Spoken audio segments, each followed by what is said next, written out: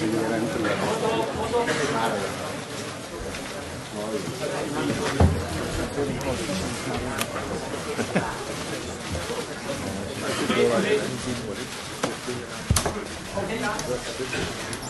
was fun one.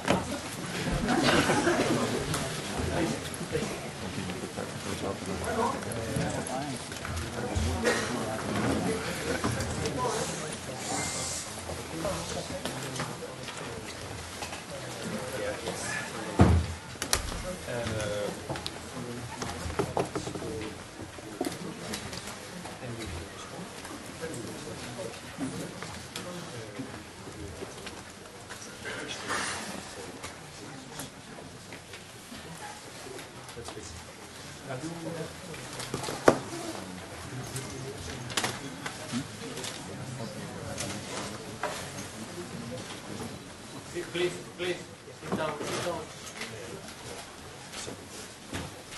Please, could you guys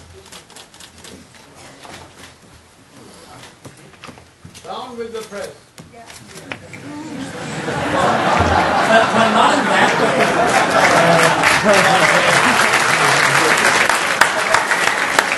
Okay, welcome to the Department of Political Science at the University of Copenhagen.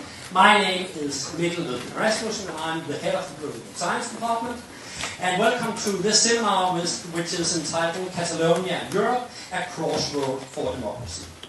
This is a debate with Mr. Carles Puigdemont, who is our main speaker this afternoon, and my colleagues, Professor Malene Witt and Professor Christian Rosbøl. Please give them a warm welcome.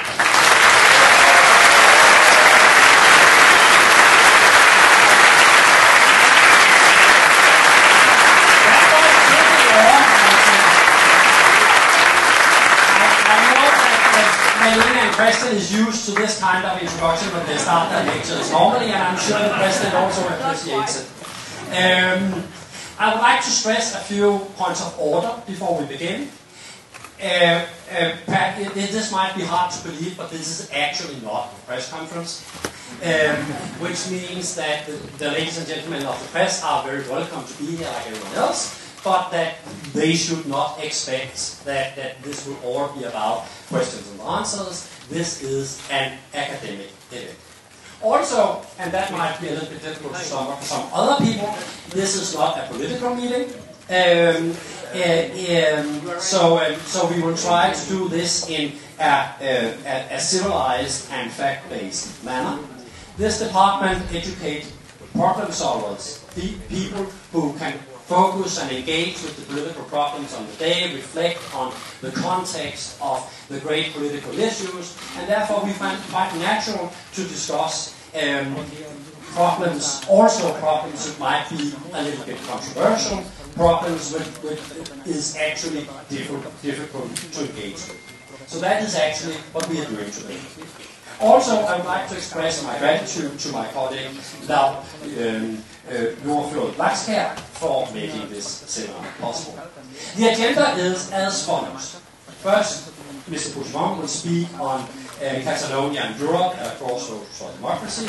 Second, Professor Witt and Professor Rosbøl will make their interventions. And finally, we will open the floor for questions. Given the many people who are here and the temperature in the room, I would have to say that we will keep the number of questions within what is a good idea given everyone's health here. But I would also very much like to give some of the students and other people present the opportunity to ask a question. But it will take a little bit of discipline for all of us to make this work. I'm pleased to introduce you. You have studied Catalan and philology at the University of Girona. You worked as a journalist and editor. You have been a mayor. And of course you were in 2016 elected president of Catalonia, a position from which you were dismissed in October 2017 following the Catalan referendum. So there is so much to speak about, sir. The floor is yours. Okay, thank you very much.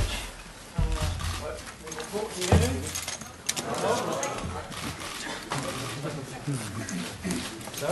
Yeah. Works? Okay, thank you very much. Bona tarda, és que molta gent ve de Catalunya.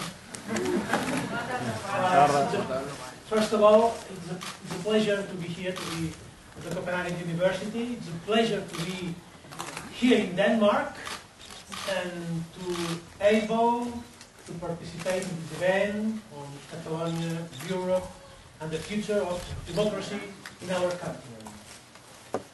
As you know, of course, on December 21, the Catalan pro-independence movement won again the election. Against all odds, against all threats. The Catalan people give us again a parliamentary majority that very soon will form a new government to find, or to try to find, a political and negotiated solution for Catalonia. Madrid's illegitimate rule of Catalonia through Article 155 must end immediately. In truth, the way Article 155 has been used, it has just become an euphemism for a de facto state of exception. State of exception against a democratically elected government, so a disgrace for democrats in 2018 Europe. Days like today, not being able to come back home, I'm more grateful than ever to live in the 21st century Europe, and I'm more grateful than ever to live in a Europe where freedom of movement has become as important as freedom of speech. Europe and globalization are important for our collective future. We are small nations. You have a state and we don't get. But both of our nations share some qualities that I would like to underline. Sincerely, we, the Catalan people, admire the Danish nation. Not for nothing, my whole political generation has been repeating for years that when Catalonia becomes a fully functioning state, we want it to become a southern Denmark. If Denmark is the most southern country from the Scandinavian countries, Catalonia feels the more northern of the Mediterranean. We have similar populations and own and distinctive language, innovative economies that base their success in being open to the world. We are two small nations that have survived to all historical events. Both of us have strong cosmopolitan capital cities, Copenhagen and Barcelona, that are our best representation to the world and are seen with envy and admiration in many corners of the world. Socially vibrant, linguistically diverse, highly skilled populations, prosperous, open to the world. Denmark and Catalonia have understood that with globalization, the small nations have a better shot at economic success. More adaptable to change and politically more homogeneous, small nations don't need anymore to be part of a bigger state in order to access a big market for its exports. We shall never thank enough the Western commitment to open markets and free trade that has greatly reduced tariffs and barriers to commerce. The fact is that since 1914, global trade has multiplied by 12, and the number of independent states around has gone from around 76 to 195. Many of these new states are small or medium-sized, or at least, of course, not so big as the old ones. And that is not coincidence. It is generally accepted today the size of nations is not important as in the past. The more we open global markets, the more is it rational for small nations with divergent cultures and preferences from the central government to achieve political independence if they want so. All of this applies to Catalonia.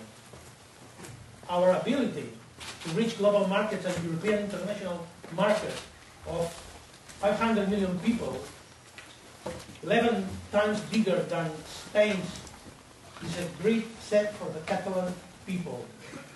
Catalonia, with more than 200 billion GDP, higher than 15 independent member states of the European Union, and 7.5 million population, can easily reach a market 100 times bigger.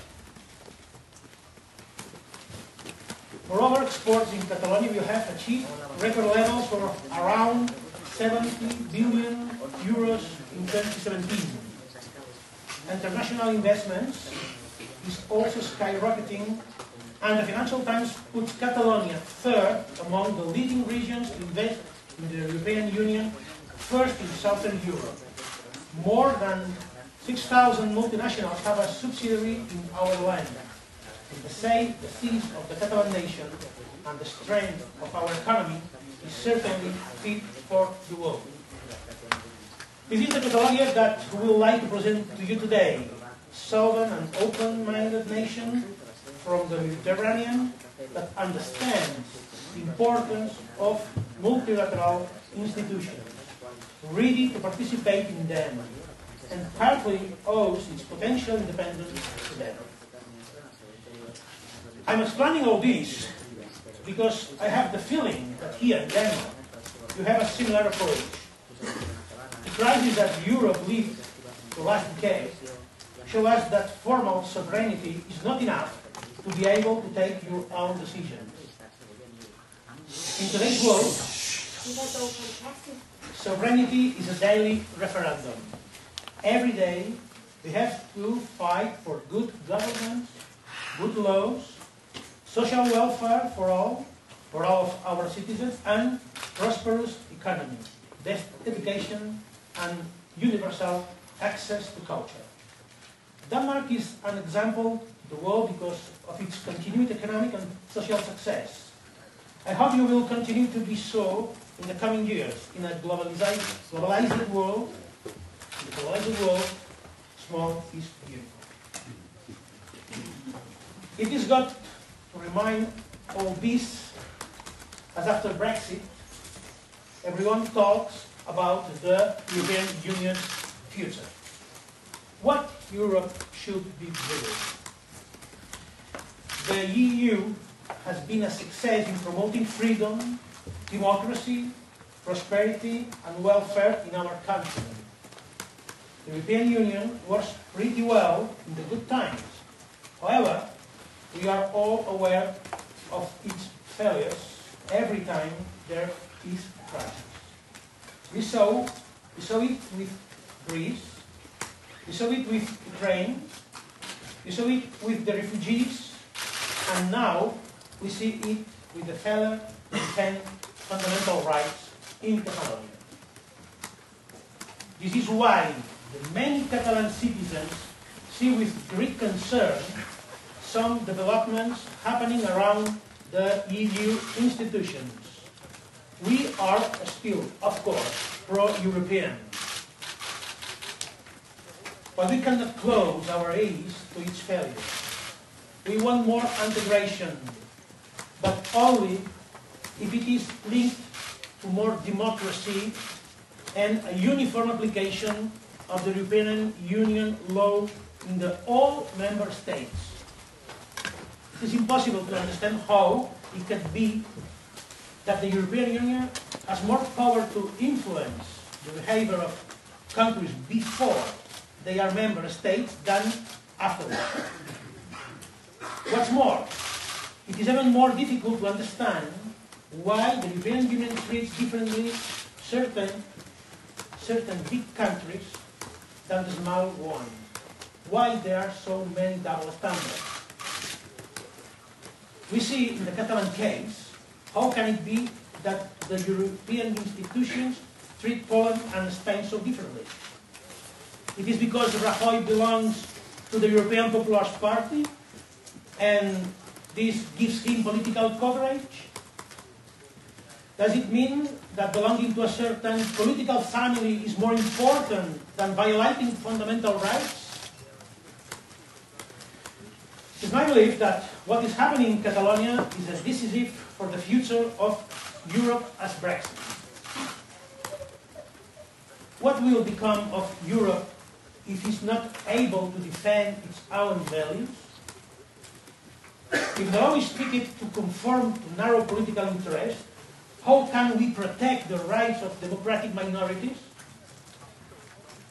What will happen if another member state, the government puts in jail political rivals, as it is happening in Spain with Catalan politicians? After Catalonia, what moral authority is left for Europe when engaged in talks with authoritarian governments around the world in order to defend human rights? The democratic movement in Catalonia cannot be seen as a potential crisis for Europe, but an opportunity to show groundly autocratic countries around the world that democracy is more important than all borders.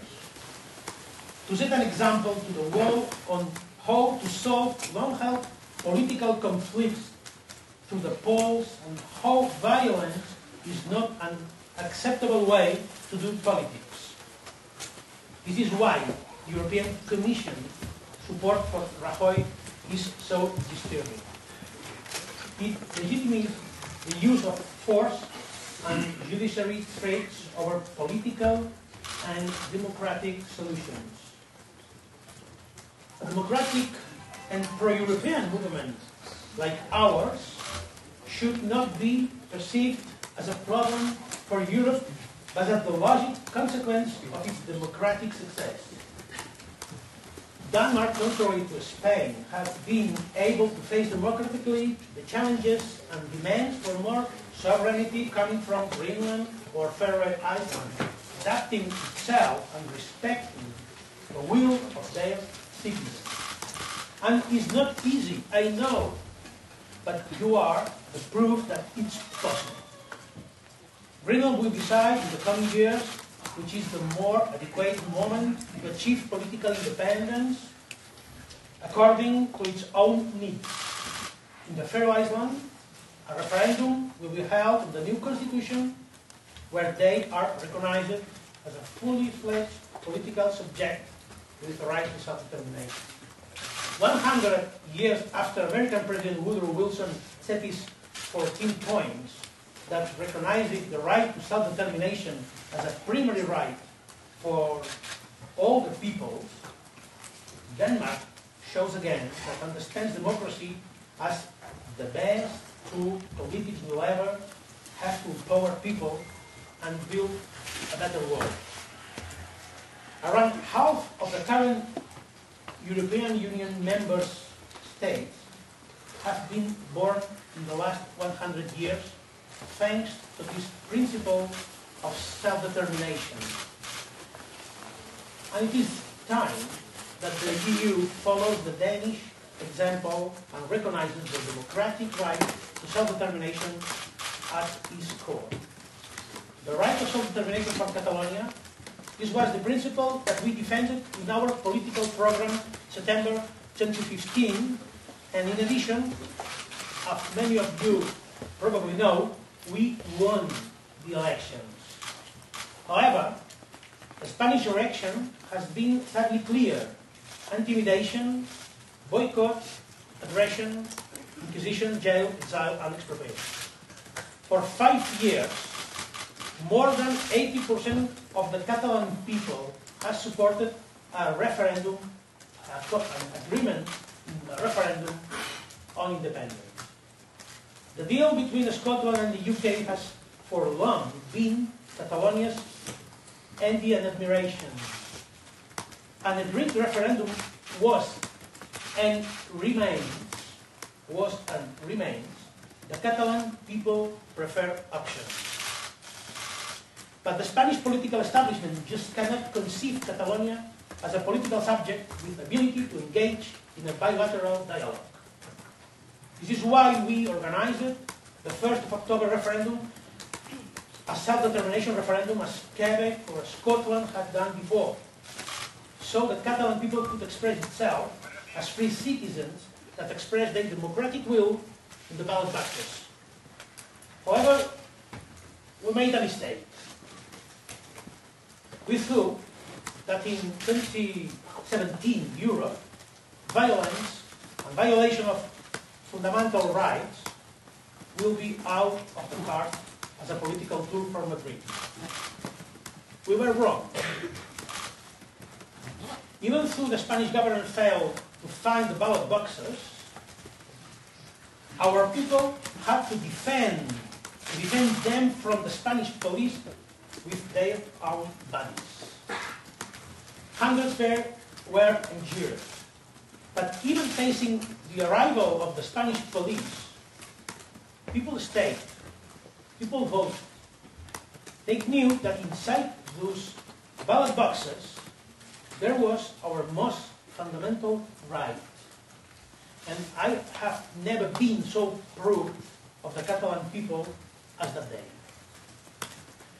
Despite threats and the indiscriminate violence used by the Spanish government, 43% of the Catalan people expressed their will. 38% of the census voted for independence, more than in the Brexit referendum.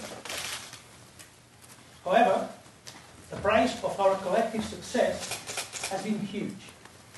In the last month, fundamental freedoms have been undermined. Democratically elected politicians have been sent to preventive prison and have been treated like terrorists. Others, like myself, or other members of my cabinet, have had to exile themselves to avoid prison. Freedom of assembly has been curtailed. School teachers are being brought to trial for talking about the referendum, and they even forbid the yellow color during the electoral campaign. When the Spanish justice charged my government with sedition and rebellion charge, not trusting the fairness of the process, I left for Belgium together with some fellow colleagues. The rest were all put in preventive prison like we do with terrorists. My colleagues, Vice President Oriol Junqueras and Minister Joaquim Forn, are still in prison, as well as the Member of Parliament Jordi Sánchez and Jordi Cuixart, leaders of the Assemblea Nacional de Catalunya and Òmnium, the organizers of the most successful and peaceful demonstrations seen in Europe since the fall of Berlin's wall. All of them are people of deep belief with a compromise for a non-violence as solid as a rock. Nevertheless, they are jailed in Spanish prisons more than 600 kilometers away from home and families in a flagrant violation of all European regulations. Ladies and gentlemen, this is not justice from a democratic state. This is a revenge. They are political prisoners. Like myself and the rest of my colleagues, released from prison temporarily or in exile, we face 30 years in prison for our actions to referendum and to declare independence in the Catalan parliament. Maybe I'm mistaken, but I believe that no other European country would find acceptable such persecution of a democratically elected government. Certainly not Denmark, but in Spain, Franco's shadow is still long. Rajoy and Partido Popular who engaged in talks even with the Basque terrorist group ETA, have refused to listen or to start a dialogue with the Catalan representatives. Disappointing, but not a surprise, exactly. Since 23, they have refused all proposals to give more self-government to Catalonia. Of course, we tried to negotiate to have a deal for the referendum like in Scotland. Unfortunately, we failed. Since 2013, 18 times the Catalan government or its representatives proposed to negotiate greater levels of self-government or an independence referendum in Catalonia. The answer from Rajoy and the Spanish political establishment was always the same: no. The fundamental problem thus is that Spain does not recognize Catalonia as a nation, as a political subject. To Madrid's east, we are nothing more than a province. They fail to remember that I am the 130th President of the Generalitat de Catalunya, an ancient government that was born in 1359. Madrid fails to remember that Catalan self-government is not born from the Spanish Constitution, but predates it by more than 600 years. It is no coincidence at all that during the last century, 9 out of the 11 Catalan presidents have been banned from office, lived through exile, detained, imprisoned, or executed. Coming back to our present day, Madrid needs to recognize that for independence forces won the election that Rajoy himself called. Madrid's legitimate rule of Catalonia must end. If the Catalan people cannot choose the government of the Catalan people, then it means that there is no democracy in Catalonia. It means that voting in elections is useless. This is an idea that we will never, ever accept. And I hope you neither do. Because what is at stake here is the ideal of democracy in the whole of Europe, not only in my country. On December 21, the Catalan people sent a message to Europe and the world. We will not surrender to authoritarianism. Despite Madrid's threats, soon we will form a new government. And it is time to negotiate. It is time to end the repression and find a political solution for Catalonia. No a penal solution, a political one for Catalonia. I hope that one day, not far away from today, the will of our people will prevail and will be able to create a successful new state that will become as admired as Denmark is today. In democracy we trust, in European values we believe, and the Catalan people will persist. Thank you very much for your attention.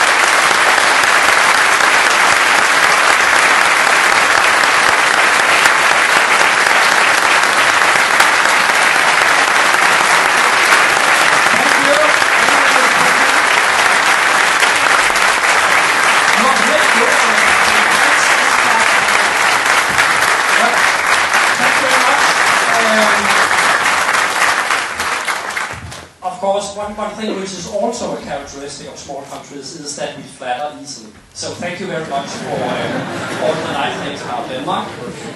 I'm sure that there will be people in Madrid and elsewhere who would like to challenge your certain account of events. But that particular expertise is unfortunately not something we have in our department. I would love a section on Catalan politics, but unfortunately we don't have those communications. But what we do have is world-leading competences on the European Union and on democracy and that way of democratic compromise. So what I would suggest is that my colleagues, Professor Malene Witt and Carles Puigdemont, will make their interventions, then you will have the opportunity to reply, and then if anyone is still standing in this rather hot room, then we can go for some Q&A. And you're obviously having a little discussion on who goes first. You told me Kristen was going first. Well, in that case, Kristen goes first. Okay, thank you. This event is a very controversial event. Many have protested against it. Let me therefore emphasize that I'm not contributing here as a partisan or as a politician. I'm standing here in front of you as an academic and a political theorist. The issue we discuss here concerns democracy and drawing of borders or political units. This is, from my perspective as a democratic theorist, a very interesting and complex issue, and I shall explain why in a minute. First, however, I want to insist that this is an issue about which there can be reasonable disagreement. Not all political disagreements are reasonable from my perspective. Only those positions which accept fundamental principles of human equality are reasonable. Thus, for example, racism or pro-slavery are not reasonable views. But when it comes to the issue of the right to national self-determination and secession, I think we are within the bounds of reasonable disagreement. Reasonable disagreement does not mean that both sides are equally right, but only that both sides are committed to fundamental principles of human rights and democracy. We simply disagree on the meaning and implications of these principles. So I speak here from the perspective of my academic expertise, which is political theory and philosophy, as well as democratic theory. I'm interested in viewing the Catalan conflict from the perspective of fundamental principles of liberal democracy. It is not straightforward, I want to emphasize, what these principles mean in practice. There are no algorithms or easy answers that we just put up our principles and then we will have a solution to complex issues like this. Mr. Puigdemont has said in an article in The Guardian, all we want is to carry out the greatest expression of a free democracy and vote on Catalonia's future. Let me therefore ask, when can we call a decision democratic? Many of you might say that a decision is democratic when the people made it. Others might say that since the people are never in complete agreement, that consensus is impossible, a decision is democratic when a majority voted in favor of it. However, this suggestion, the suggestion that a decision can be democratic, to be democratic must be made by the people, or at least a majority of the people, raises a prior question, namely, which people should make the decision, or the majority of which people should make the decision. In political theory, we call this question the boundary problem, or the problem of constituting the demos. Unless we have a global democracy, democracy depends on borders. It depends on defining who belongs to the people, that has a right to rule itself. One cannot say that democracy is more important than borders, because there is no democracy without the borders. There is no democracy without a delimited demos. The boundary problem, or the problem of constituting the demos, is this. Before we can make a democratic vote, we must decide who belongs to the demos who can vote. We cannot vote about who should be allowed to vote without ending in an infinite regress. For who should decide who should be allowed to vote about who should be allowed to vote? In the case at hand, Catalan separatists take it for granted that Catalans constitute the appropriate demos, while the Spanish government takes it for granted that all Spanish citizens constitute the legitimate demos. The weakness of the idea that Catalans have a right to determine their own future is that this takes the truth of the proposition that Catalans are the appropriate themas to decide the issue for given. But this is exactly the issue of dispute. Similarly, the proposition that all Spanish citizens or their representatives have the right to decide takes it for given that the latter are the demers who should decide. Thus, the democratic self-determination argument suffers from a symmetry problem. It can equally be invoked by both sides. Both sides can say the people should decide. They simply disagree on who the people are. That is, which people should decide. Does the democratic self-determination argument imply that any group, region, or city has the right to secede or create its own country? Would Barcelona or Valderrama be allowed to leave an independent Catalonia?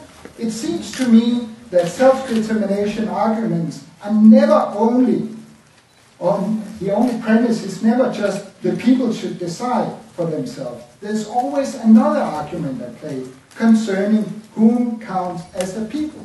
And this argument is not an argument from democracy. Earlier I said that a democratic decision to be democratic must follow a democratic procedure, such as majority rule. However, it's not sufficient for a decision to count as democratic that it be made following a democratic procedure. For instance, by representatives elected in free and fair elections or by a referendum, since such a decision is not immune from criticisms based on democratic reasons. Let me explain. If a decision undermines or weakens the preconditions for making democratic decisions in the future, the decision cannot be called democratic. For instance, to take an uncontroversial example, a decision to disenfranchise a large portion of the population cannot be called democratic, even if it was agreed to by the majority. Thus, not all decisions made in a referendum are democratic. If a decision undermines future possibilities of democracy, such as prohibiting freedom of speech would, then it can be criticized on democratic grounds. If this is correct, we must ask ourselves what future consequences for democracy Catalan's independence would have. For example, does it serve the cause of democracy to say that each ethnos should have their own state? In a globalized, independent world, is the quest for national self-determination the best thing that can happen for democracy, for pluralism, and for the protection of minority rights? I leave those questions open for you to reflect upon, but I want to emphasize that every nationalist and secessionist has a responsibility to consider the consequences of his or her claims, not only for him or herself, but for all peoples and all human beings, and for the future of democracy. Let me finally turn to the issue of political compromise. Above, I mentioned majority rule as a possible democratic principle and procedure. However, the will of the majority is only the will of the majority and not the will of the people, of the whole people. And we still have the problem of which people or demers should decide. The problem with majority rule is that winner takes all and the minority gets nothing. And this is, of course, important also in Catalonia, where the vote is very evenly divided. I also suggested that a Catalan case is one about which there's reasonable disagreement. People committed to human rights and democracy are found on both sides of the conflict. For these reasons, it seems reasonable to consider further the possibilities of compromise. We should not compromise on everything. That is, for example, there should be no compromise on racial equality. So I don't think that compromise is something you should do with any and all positions. But when the disagreements are reasonable, compromise is an option. A compromise is a form of disagreement in which all sides make concessions in order to be able to live together, and in which the concessions are motivated by the presence of disagreement. That is to say, when you compromise not merely for strategic reasons, but for moral reasons, you do so because the other party disagrees with you, and that you cannot reach a consensus. So note the following about compromise. When a compromise is not merely strategic, but moral, it's based on a fundamental norm of mutual respect. When we accept to compromise, we do so because we accept the other party's dignity and equality. Compromise is not consensus. When parties compromise, it's because they cannot convince each other of which answer is the right one. Thus, compromise requires that one is willing to live with disagreement, to live with a solution which is no one's first choice or preference. This is oftentimes necessary when you have reasonable disagreements. You have to live under conditions with which you are not fully satisfied because you respect your opponent's right to disagree. Compromises are particularly difficult in cases in which identity is at issue. Identity claims concerns who we are, and this tends to be an all or nothing matter. The politics of compromise is easier when claims are couched in terms of values and interests. Because we hold values and we possess interests, whereas that around which we construct our identities constitute who we are. Attacks upon my values and interests will thus be perceived less as attacks upon who I am than will attacks upon my very identity. Identity arguments are dangerous to democracy because they make compromise less likely than argument couched in terms of values and interests. Thus, if we want democracy to work, we should avoid identity claims and argue about interests and values. I'm deeply concerned that the appeal to identity in many current political movements lead to polarization and undermines dialogue and the possibility of compromise. This form of uncompromising identity politics is evident in populist politics. I worry that nationalist secession movements will only contribute to the idea that politics is about irreconcilable identities rather than negotiable interests and values. In September last year, before the referendum, Mr. Puigdemont wrote in The Guardian, "No longer will we compromise on our desire for a referendum. We won't give up on it." I would like to end by asking Mr. Puigdemont if he sees any value and any possibility of compromise, not only with the Spanish government, but also with the Catalans who are against independence, of whom there are many.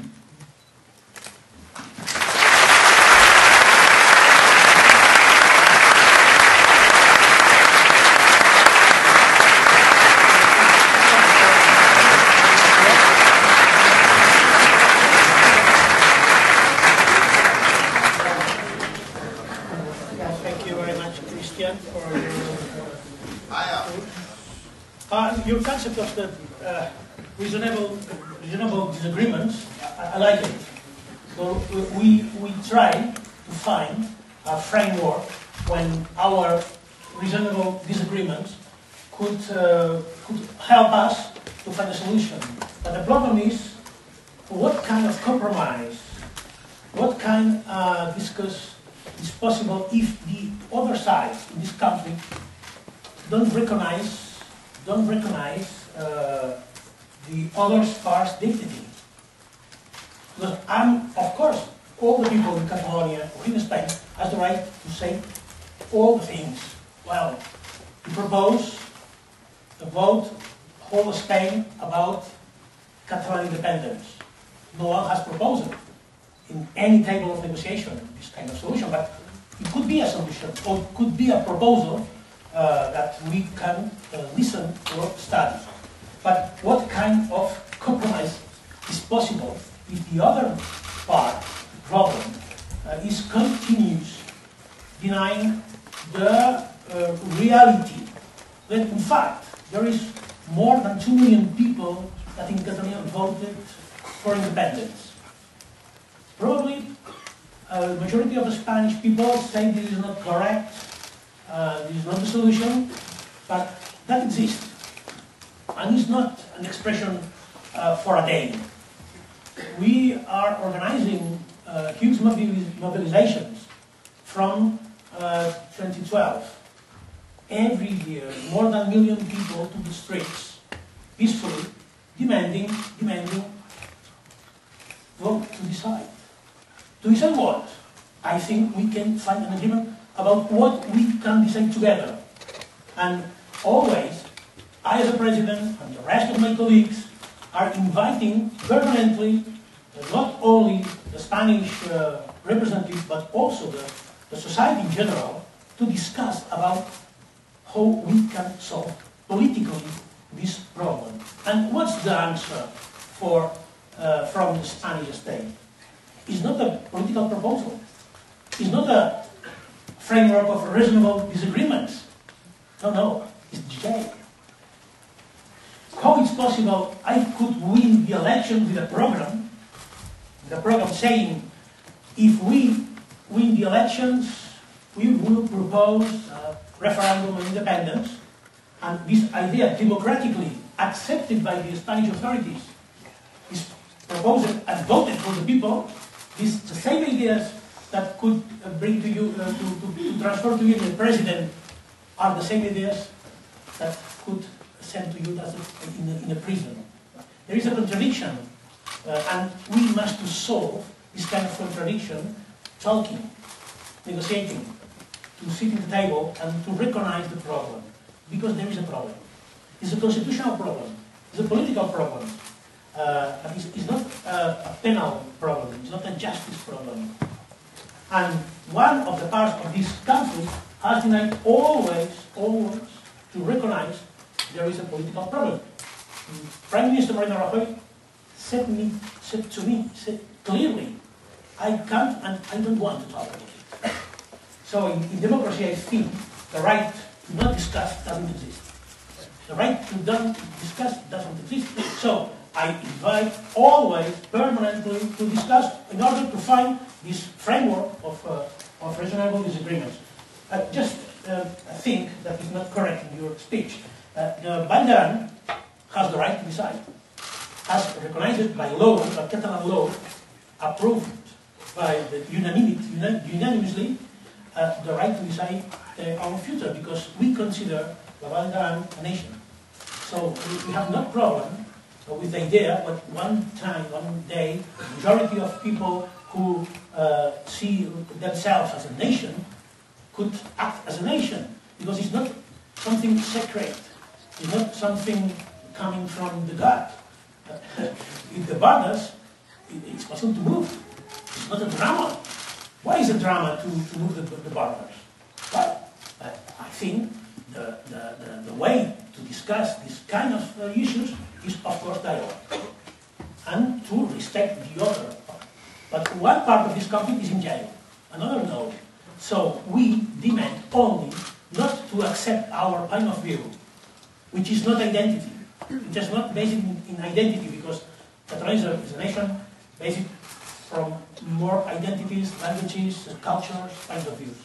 But I demand only the respect for our point of view and to talk with the Catalans who don't want to be independent, how we can have the tools and the resources to build a better country. And with the tools and the resources inside the Spanish state, that is not possible after more than 30 years trying to find agreement with Spain.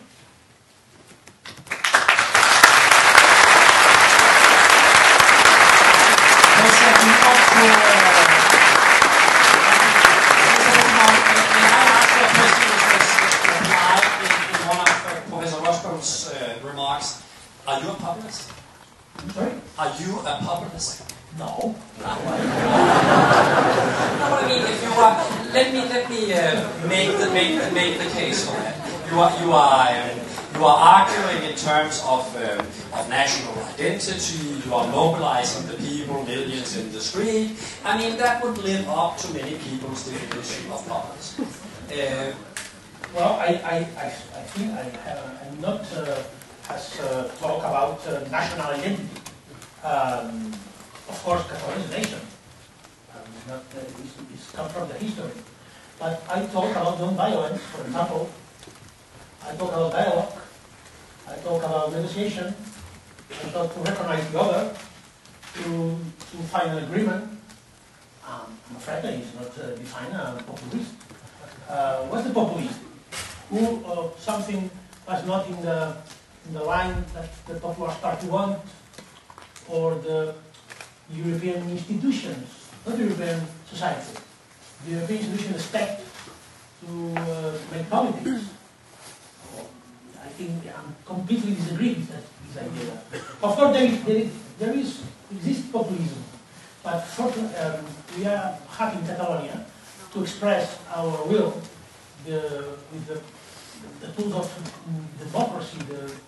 The people have mobilized for independence. If you look at the Catalan people who are supporting the independence, we look people from the right, the left, poor, rich, young, old.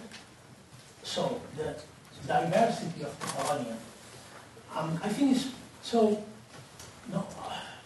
hard for us to listen some people who not know deeply the Catalan reality, or only by Spanish media, to say that happening in Catalonia is a classic expression of populism. I think nothing to do with populism. It's only with democracy, or part of democracy. Of course, democracy is not only to listen to the people, of course, I agree with you. But it's part important of the democracy.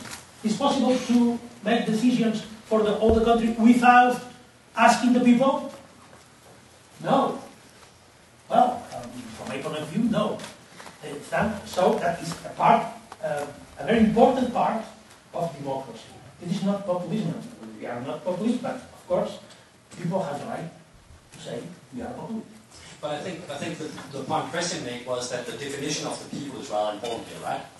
The people who should decide the future of Catalonia, is how is that defined? Is that defined as the present Spanish state? Is that defined as Catalonia? Is that defined as whomever might have been living there for a certain amount of time, and so on and so forth? Many places in the world you will have this disagreement on who actually constitute the people.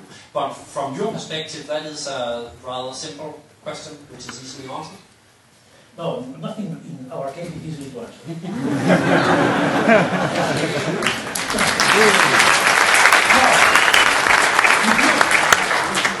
If you try to look the Catalan situation with the glasses very simple, we can find the explanation. It's not possible to understand nothing. It's a very complicated situation. We, for example, why 10 years ago, not 10 years, 8 years ago, or 6 years ago, in the Catalan parliament was only 14 members elected from pro-independence parties. And then, after 2-3 years, were 72. Why? Is nothing asking himself what's happening in Catalonia that could explain this change. It's not possible to explain with a single answer and a single regard. You need to understand all of a lot of situations, also Spanish constitutional situations, to understand why this in Catalan society has produced this very important change of the look towards our future. So it's not easy to answer your question, but don't forget, please. We only want to agree a question to decide in the ballot boxes. like Scotland do, or Quebec, or other countries? Is there a way to solve this problem that negotiating and finally voting? I don't see another way. We try to find it. So speaking about compromise, if we imagine a future where the Spanish government would sanction a referendum in Catalonia, it was completely fair, you had all the influence on the question you wanted, but still a majority, for whatever reason, voted to remain in Spain, then you would say, fine. Okay, of course. But if you read my last speech in Madrid in April, I think in May or in April last year, you can read exactly your words. We propose to the Spanish government an agreement based on the date of referendum. Why we need to hold a referendum this year? Why not, for example, 5 years ahead? About the question, it's only the question about independence, the only possible question. No, we are disposed to discuss about it. About the majority we need in order to proclaim independence. It's enough, 31%, or we need more. And finally, we propose to find an agreement for a generation. Because if you lose the referendum, we must accept the result, and our compromise will be not propose every 3 years or every 4 years a referendum. And we was disposal to find an agreement for a generation. Thank you. You were talking about complex issues, and I have one of my best experts on the most complex issues of all, which is the European Union. Marlene Wind, of course. Thank you very much.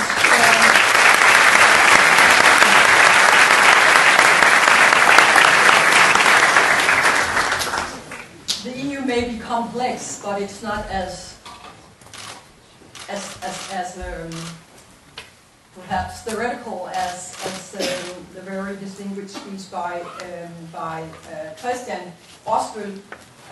Thank you very much for being here.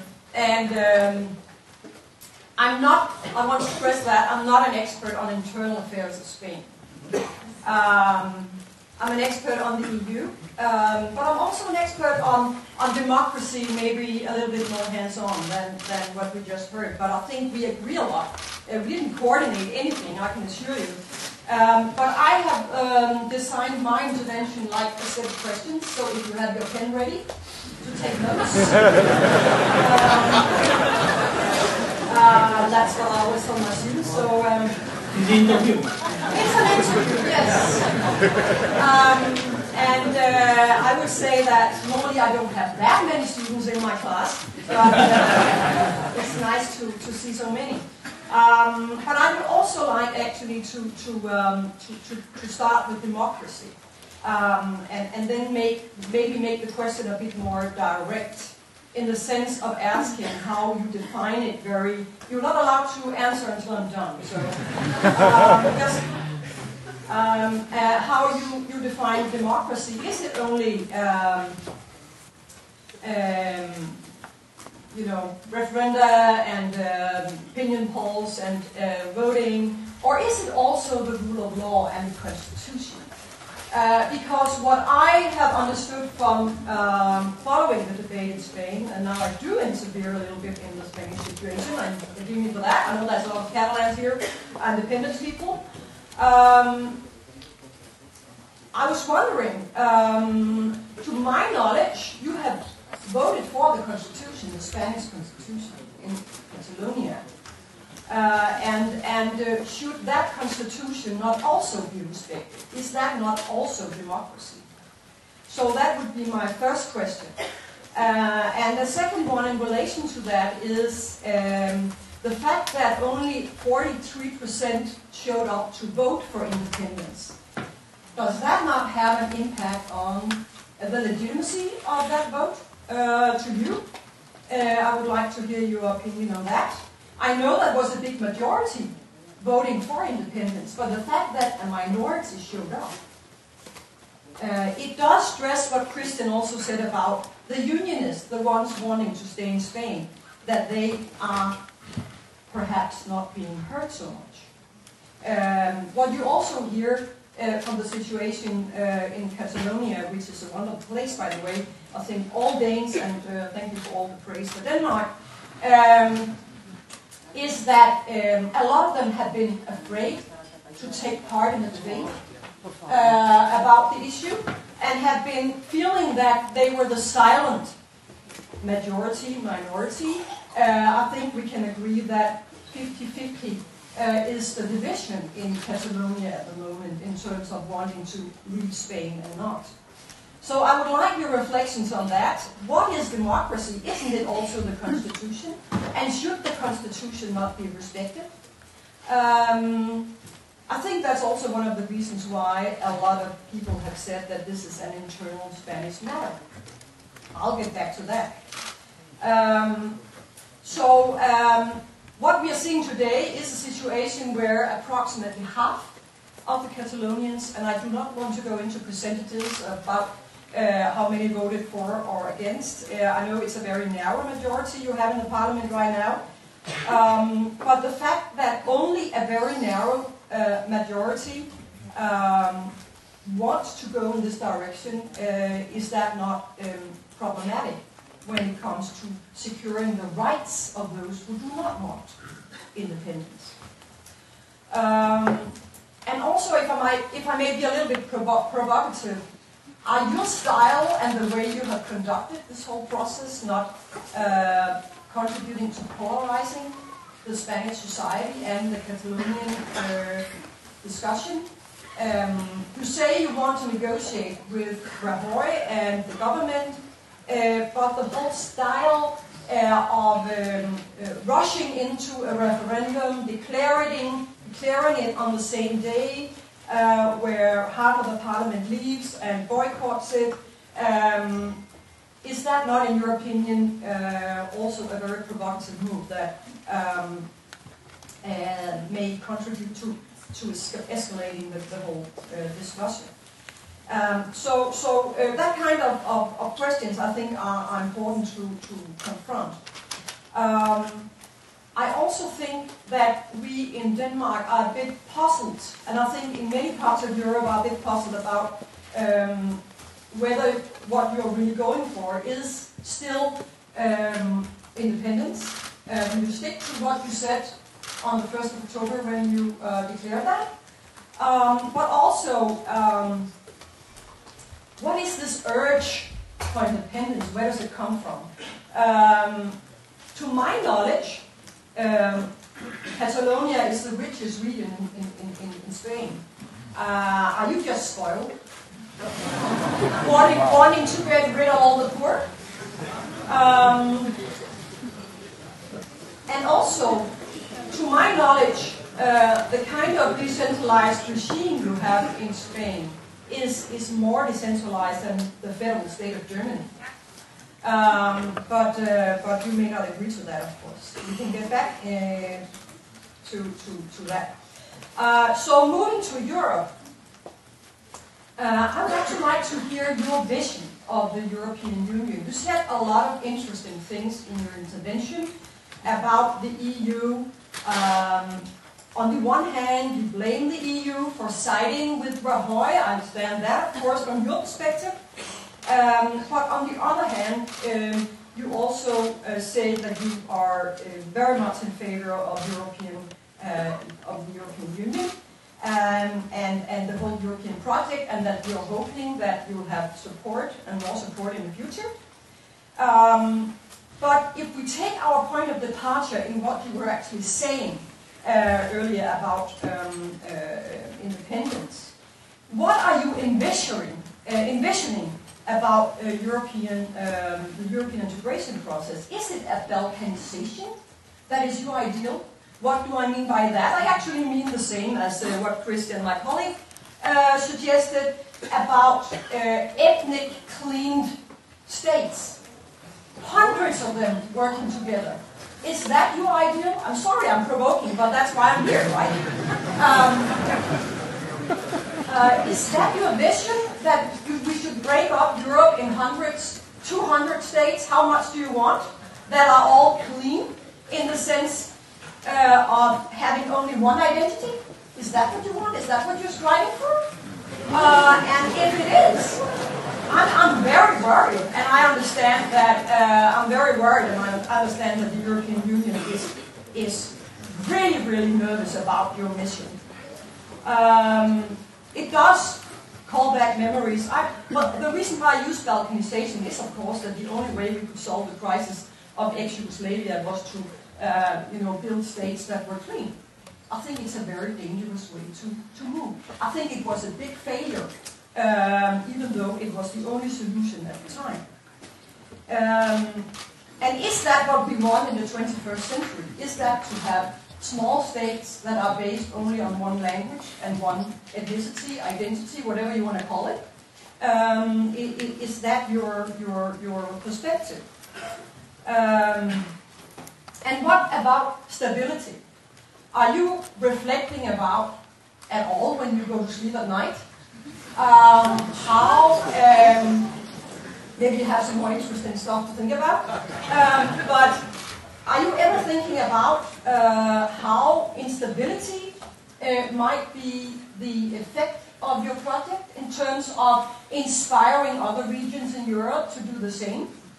And a domino effect that will end up undermining the EU? There's lots of people out there who are inspired by what you're doing. Are you happy about that, or are you nervous about that? Would like to hear your comment. And who actually benefits from more independent states in Europe? Well, I think a lot of people in here would agree with me that Vladimir Putin would certainly be happy if that was to be the case. Breaking Europe up, having hundreds of small entities, nobody could agree on anything. I don't know if that is also too provoking for you to answer. Donald Trump. I'm afraid of the crowd starting to scream soon. Do you expect Catalonia in the future to become a member of the EU? Is that your expectation? Is that your hope? I think it's your hope, but do you think it will happen? Considering that Catalonia has been pretty alone in its fight for independence. And of course you blame Rajoy and you blame Spain. But to be quite frank, also tomorrow I know that very few Danish politicians in the government want to meet you. A lot of people are afraid of sort of pushing in this direction. What are your reflections on that? Not being sort of embraced by a lot of European leaders.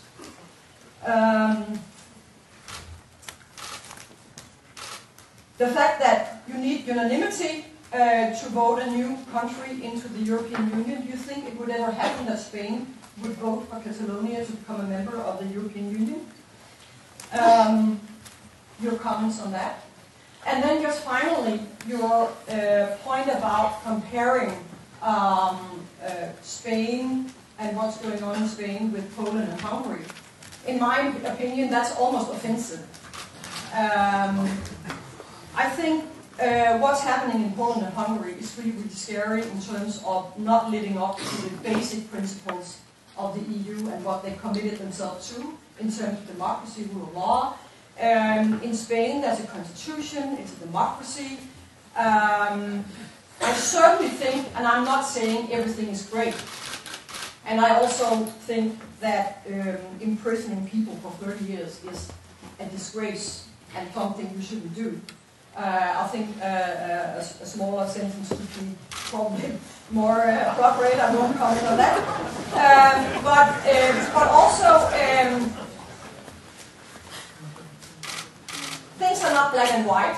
And I also, I'm completely convinced that also in the EU, that is a general opinion, that we should compromise, we should talk, we should discuss, and that's the only way forward to make ends meet among those who really want to stay in Spain and those who want to be independent.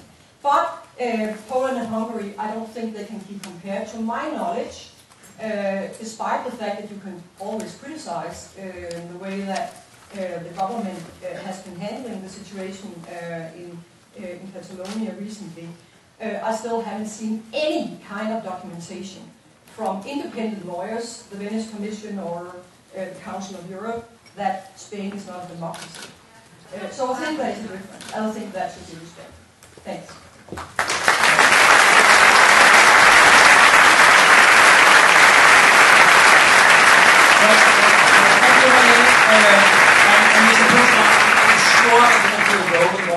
Classes if you really want to take her exams, but it is all good. Okay.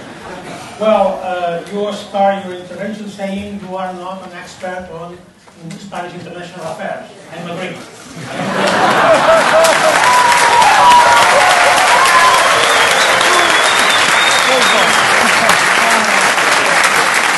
course, if you look the paper, yes, you are right. Spanish is a democracy. If you look the papers. But I think you must look at the facts, the reality. Because you know, in the last elections, curiously, Spanish authorities has prohibited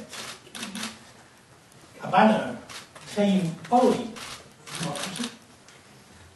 That shows a very engaged state to democratic values. What kind of problem has the Spanish state, this exemplary democracy, with the word democracy? Why? Why is prohibited? Is it a fact?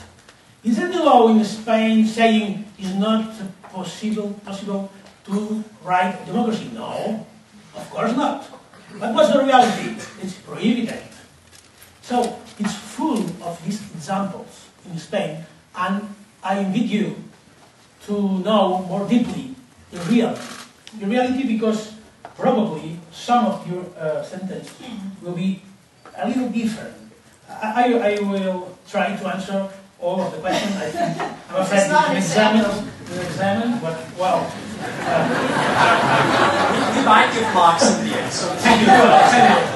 Of course, you are right. The democracy is not only a matter of referendum. It's both. The rule of law, democracy as the rule of law, the referendum, the participation, and changing, and possibly to change. Because the rule of law is not made by iron. You need to adapt for every generation, because the generation of your students, their needs are different of ours. And it could be not possible to change more of this kind of rule of law if there are not more flexible, more adaptive to the reality. We try this. We are, of course, committed to the rule of law. My question is a respect to rule of law when the Spanish state has changed the procedure to reform our constitution of autonomy? Because in the constitution that we voted, well, I'm not, because I was not with the age to vote, but of course, in 77, 78, we voted the Spanish constitution. In this constitution, they say the only way to reform the statute of autonomy, like Catalonia has, is to write and approve a project in the Catalan parliament, to send this project to the Spanish parliament, and once it's approved, to hold a referendum in Catalonia, and the people must approve. Finish. Well, it's not the case in our current statute of autonomy, because our current statute of autonomy has not voted for the people. And we must follow a text that only no one Catalan has voted. This is the respect of law. If you look the constitution, of course, it's clear. But if you look the reality, it's so many different. I'm not agree with the idea that Spain are more decentralized than Germany, because the results of the 10 last years or 18 last years since the majority absolute of José María Aznar is yes, a developed state in the papers, but a very, very centralized state in the reality. Because for my government, for example, it's not possible to open the commercial delegation outside the Catalonia, but it's possible for example, Andalusia. There's no problem. But we have a problem. Why? If you are the most decentralized state in Europe. Why? Well, because the Spanish state is thinking probably you will use these delegations to make the propaganda.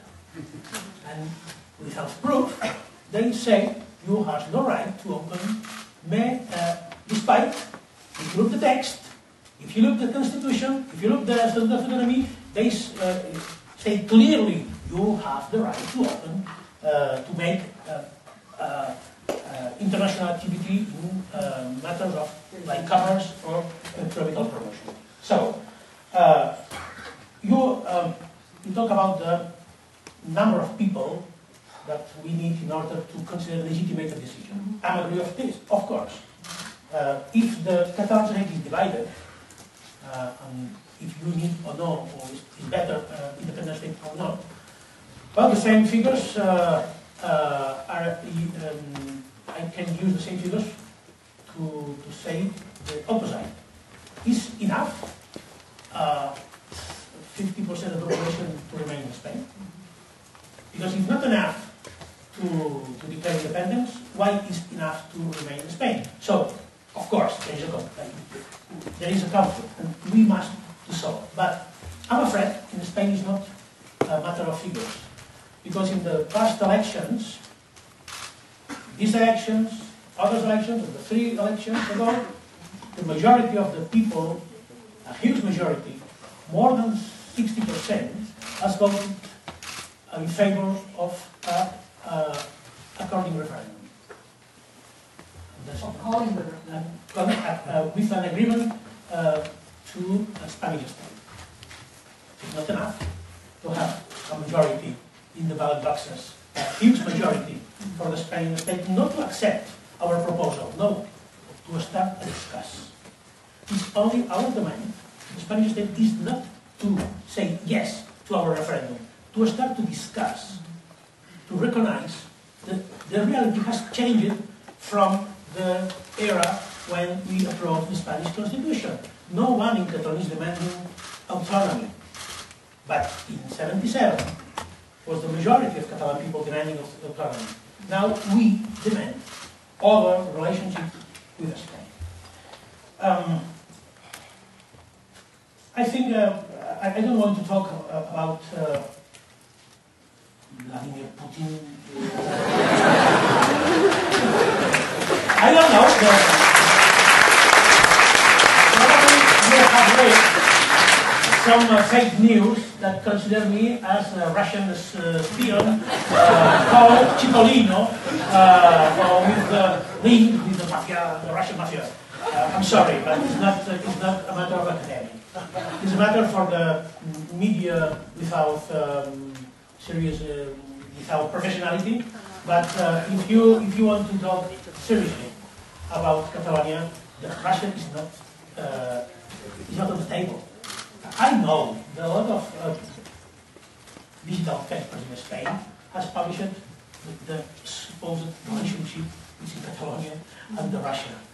Please, more seriously. The job is okay, but I invite all of you to come to Catalonia, to enter in the Catalan government, to demand everything free.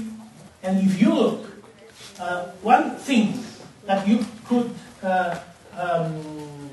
permit to say that we are linked to Russia or, I don't know, Venezuela or Korea or not, you are free to speak, but without proof, please. I think it's not. It's more the instability that. Well, I want to talk about instability, my style of polarizing Catalan society, provocative. I'm not provocative. I'm a journalist. I have a style to communicate directly. But if you look at all of my speeches, all my conferences, all my interviews, you will see an engagement with the peace, with the non-violence, with respect to the other, of course, to respect the other part of the Catalan that don't want independence, and of course in the frame of the European Union and the European Union values. Because the European Union is not only the institutions, it's the values. is the Chart of Fundamental Rights, for example, because it's a commitment for the majority of the countries.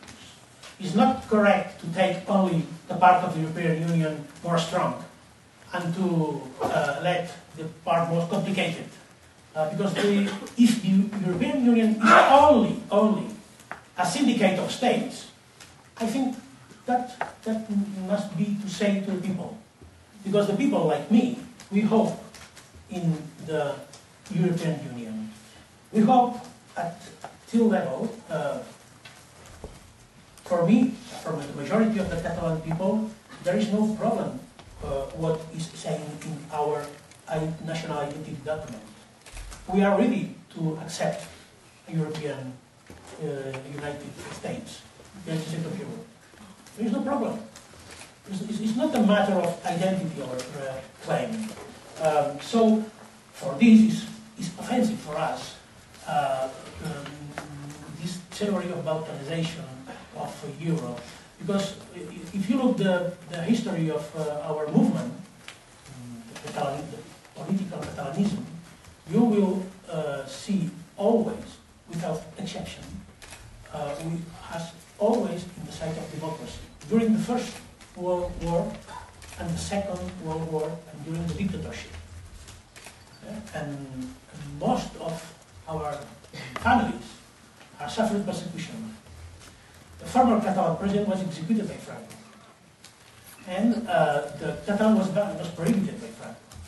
So, for more of us who has a deeply roots in the fight against the dictatorship, is quite offensive to say we try to Balkanize Europe. And also for another thing, if you look at the social reality in Catalonia, we don't see any ethnical division. All of us are part of mixed family. 70% of our families, 70%, has one parent or two, both, with roots outside Catalonia. And this is normal. We speak minimum 2 languages. 3, 4, 5. There is no problem in Catalonia. We don't want to build a state with one single language. We want to be a multilingual, multicultural, and open-minded state. But if you try to talk in Catalan in the Spanish Parliament, you can't. You can't.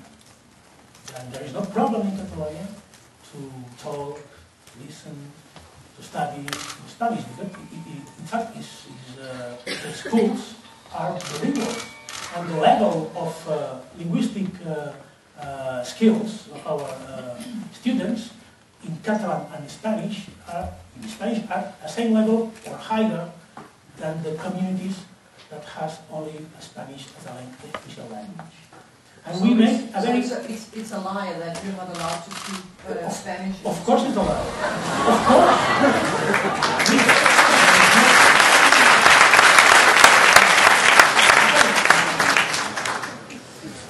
I'm sorry, but we are defended our model from since 40 years. When some political groups in Catalonia, like Ciudadanos, is trying to change our linguistic system, they want to establish 2 kinds of schools in Catalonia. And both in Catalonia we fight to have a single model of a school. When Catalan-speaking people and Spanish-speaking people study together. Because this is our proof of we want to be a single people, not with a single-minded people, with unified by diversity. And if you separate the people because of the language reasons, you will finally finish with the Balkanization of Catalonia.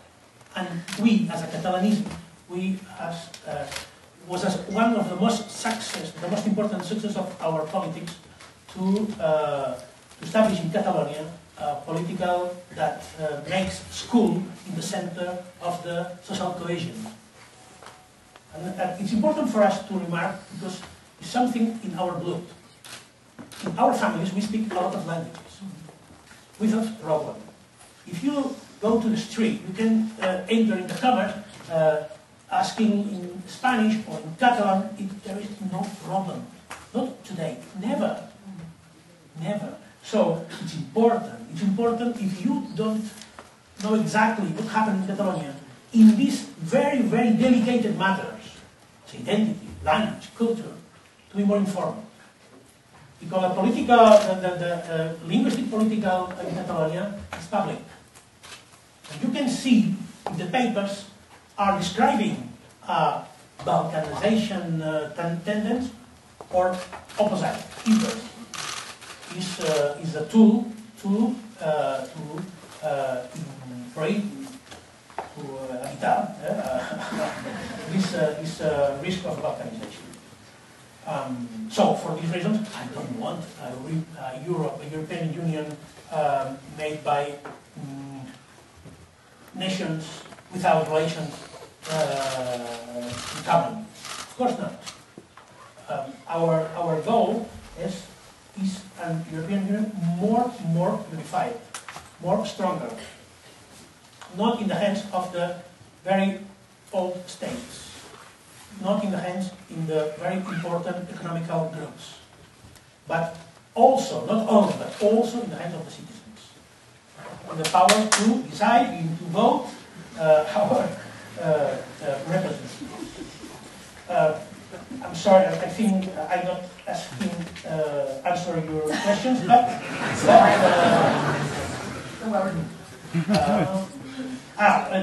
the last. What will happen if Catalonia becomes independent with its membership of the European Union? Easily. The only way that we as European citizens lose our European citizenship is that when Spain recognizes the independence of Catalonia. When Spain recognizes Catalonia as an independent state, it's a very important step. But,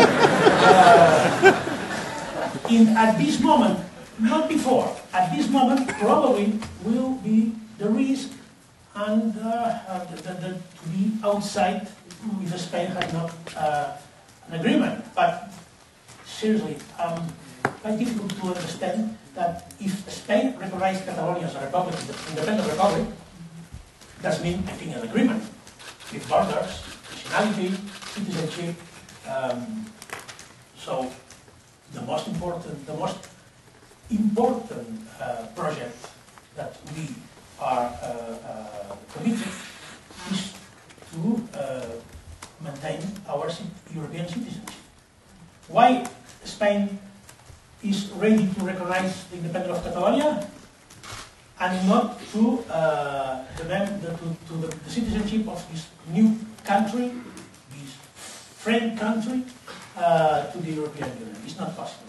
It's not possible. If Spain doesn't recognize us as an independent state, we keep our European citizenship. And we have not interest, if in the case of the recognition of the Catalan Republic, to lose our Spanish citizenship. We have no interest. I'm not any problem to have a Spanish identity in my pocket. No problem. And for the future of Catalonia, no one will have any problem if they want to keep their Spanish nationality. And also, there will not any problem with the Spanish language. No one. Thank you.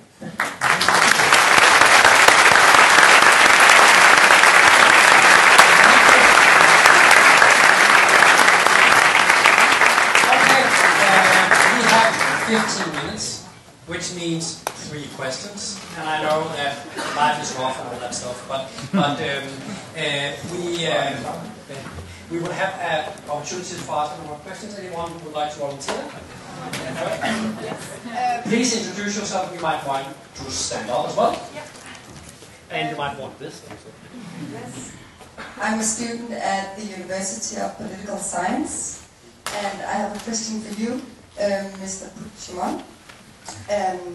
You've already spoken a bit about it, but if Catalonia is going to be accepted as an independent state, how do you see its role in relation to the rest of the world, and perhaps especially in relation to the EU and other international institutions? Thank you. In the interest of time, have you noted it down? Then I would take the 2 hours and send the same. You are taking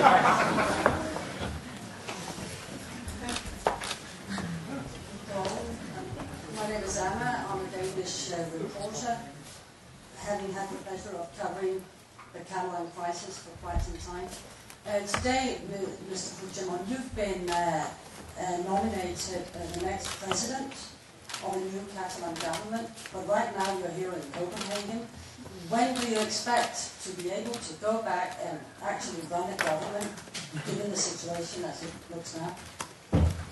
Go ahead, back please. You?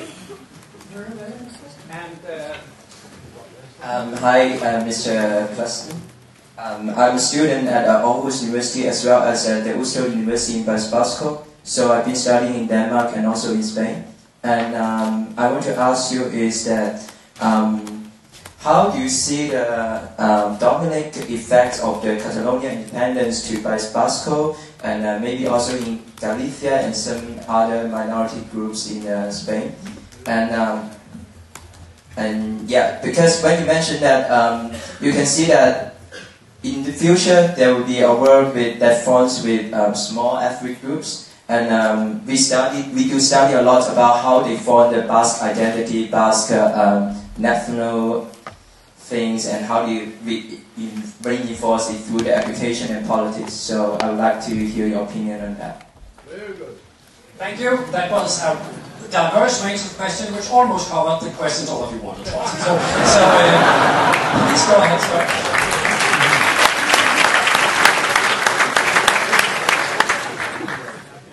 Would you like to? Okay, well, Stephen, well, of course, I said Catalonia wants to be member of the European Union. We are proud of our European heritage, and we think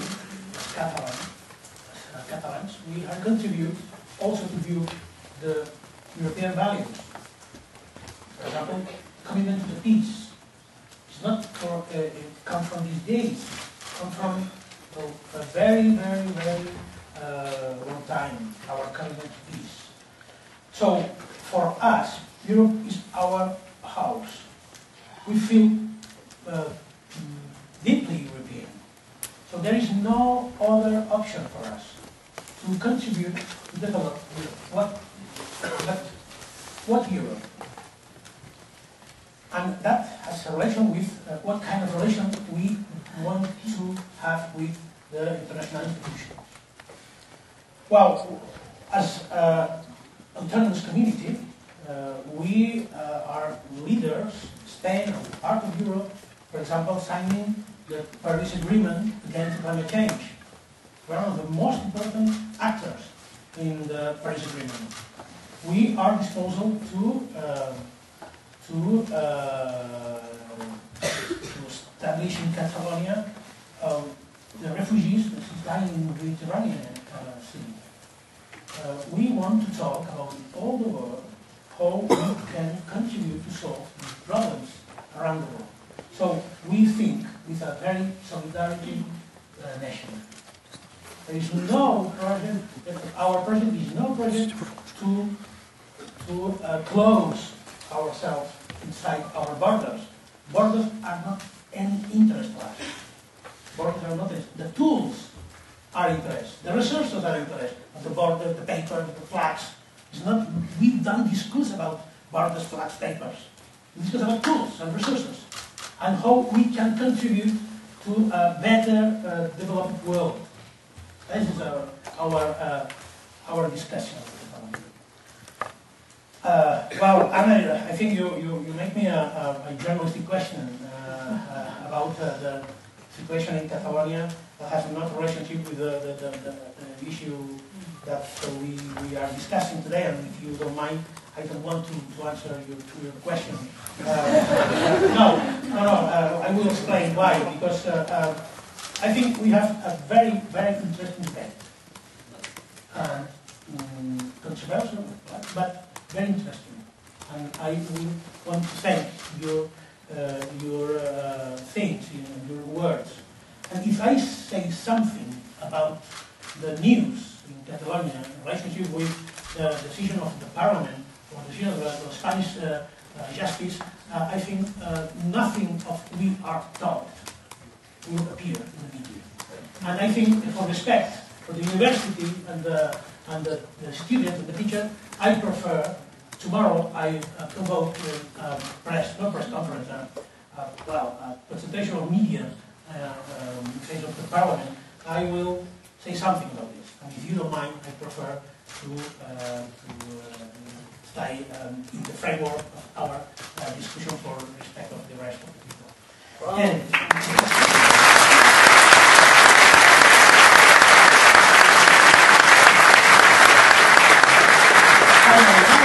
the question about the Basque Country, Galicia, well, it's very different because you know the Basque Country, like Navarra, different with Catalonia, has the right to collect their own taxes. And this makes a significant difference between us. But in fact, they collect the taxes and then they will negotiate, they must negotiate to Spanish state what amount they must pay for the general services. Of course, it is not a very bad situation, but I think for this reason, I think that our process has not directly consequences in other parts of Spain. Maybe in other parts of Europe, because our way, our demand are completely different from other national cases in Europe. There's no link with Scotland, with Flanders, with the north of Italy, with Corsica. No, of course, we invoke the right of self-determination, but the relation with the state or the reality of our society are completely different. For this reason, this idea, the domino effect of our past, I think is not the real problem. That will happen. Because if we find our way through the European tools, like talks, negotiate, agreements, well, we are exactly make more strong European Union, more ready to face the future crisis. Look at what President Macron has do with Corsica elections. They have to do something that Mariano Rajoy has never done. Call and to start dialogue with the people who has won the elections in Corsica. And I think if the Catalonia or France or Spanish state act like this, it's not a threat against Europe, but makes more stronger Europe. And for this reason, I'm not afraid a domino effect, the Catalan case in the rest of the Spanish region or in European regions. Well, thank you.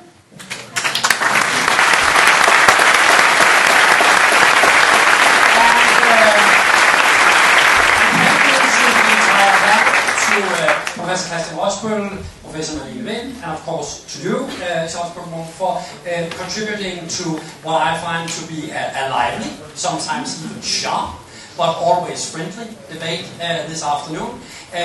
Thank you so much all for coming. And a little point of order, all of you who have nice, comfy, soft seats, stay in them. All of you who are sitting on the cold ground, get up and move very slowly and carefully out in the cold night. Thank you.